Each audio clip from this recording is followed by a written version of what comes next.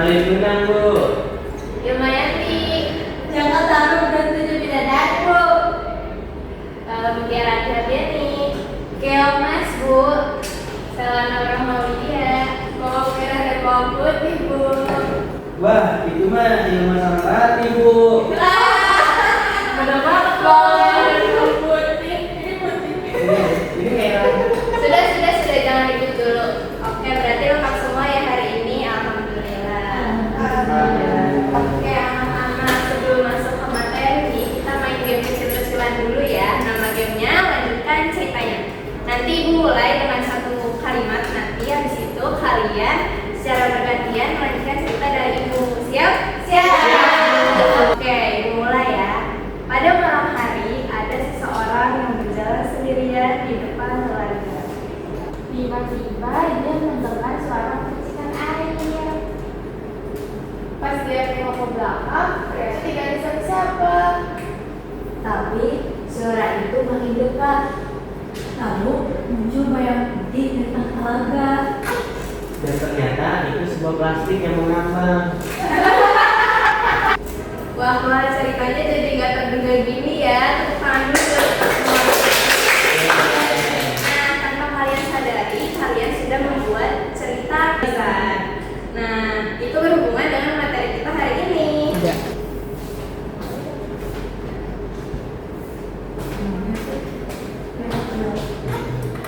Betul.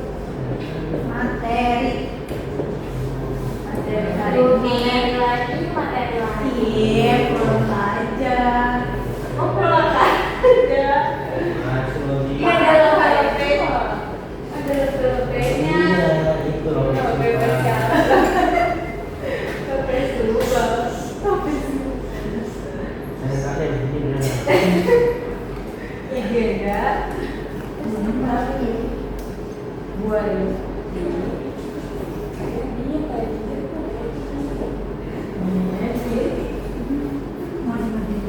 Oh iya, benar.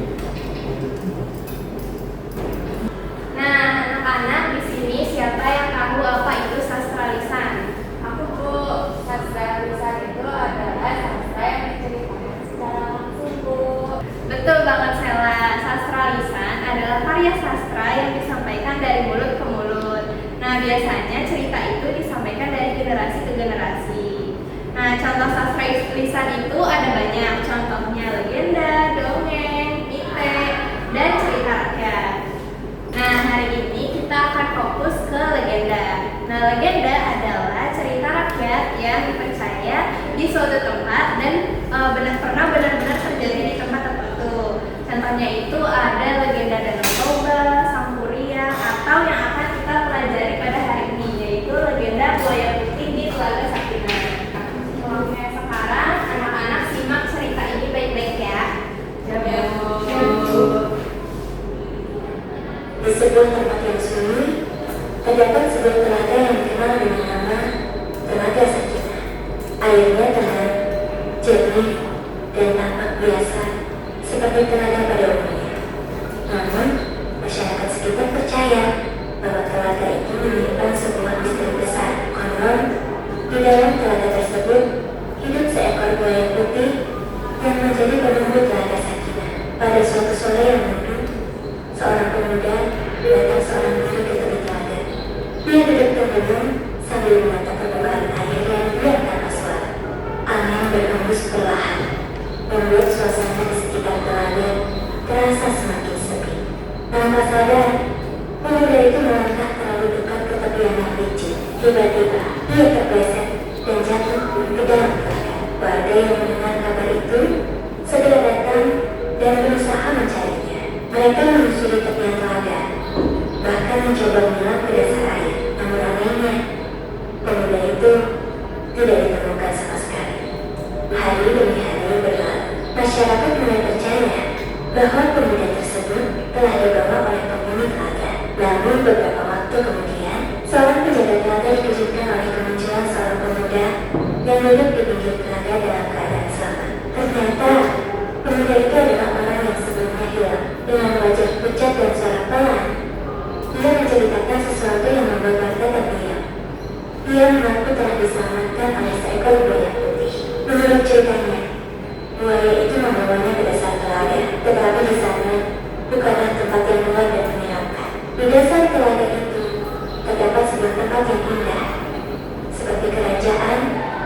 dengan nuansa serba putih dan suasana yang sangat tenang. Sejak saat itu, menceritakan tentang buaya putih di Telaga Sakinah terus berkembang dan diwariskan dari generasi ke generasi sebagai salah satu cerita rakyat yang dipercaya oleh masyarakat sekitar.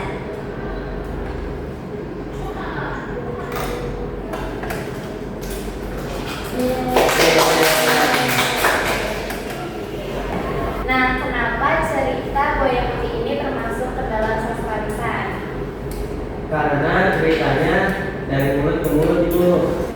Nah, betul Farhan. Sebenarnya cerita buaya putih ini ada banyak versinya anak-anak. Ada yang bilang kalau buaya putih itu menjaga tempat tersebut. Tapi ada juga yang bilang kalau dan putih itu dunia gaib. Nah, kalau kalian jadi pemuda tersebut, kira-kira kalian bakal percaya nggak sama cerita buaya putih ini? Kalau saya sih takut duluan, Bu.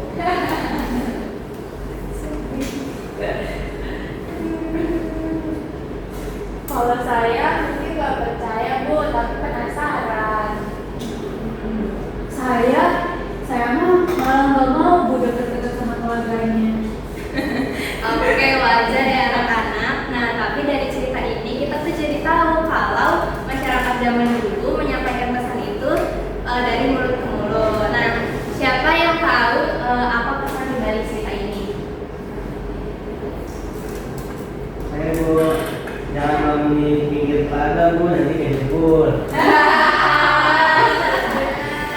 Oke, sebenarnya jawaban Farhan ini nggak salah ya. Pada zaman tersebut, cerita ini tuh bertujuan agar anak-anak kecil nggak bermain di pinggir telaga pada masa itu. Nah, tapi ada pesan tersirat yang dapat kita petik. Nah, yaitu kita sebagai manusia sebaiknya mempercayai sebuah keajaiban alam semesta. Wah, ternyata pesannya dalam banget ya Bu. Betul. Jadi kesimpulannya, sastra lisan adalah karya sastra yang diwariskan secara lisan. Nah, sedangkan legenda adalah satu bentuk sastra yang dipercaya pernah terjadi. Nah, cerita buaya putih di Telaga Sakinah ini termasuk legenda dari sebuah sastra lisan karena berkaitan dengan tempat nyata dan dipercaya oleh masyarakat. Oke, sekarang kita masuk ke bagian yang paling seru, yaitu tugas untuk kalian semua. Ya. Ya, tenang aja anak-anak. Tugas kali ini gampang banget. Kalian cuma perlu cari sastra lisan yang ada di daerah kalian. Lalu jelaskan judul ceritanya apa, terus termasuk sejenis apa, legenda, dongeng, atau mite dan lain-lain. Nah, lalu dijelaskan pula mengapa cerita tersebut masuk ke dalam sastra lisan. Mudah kan? Mudah.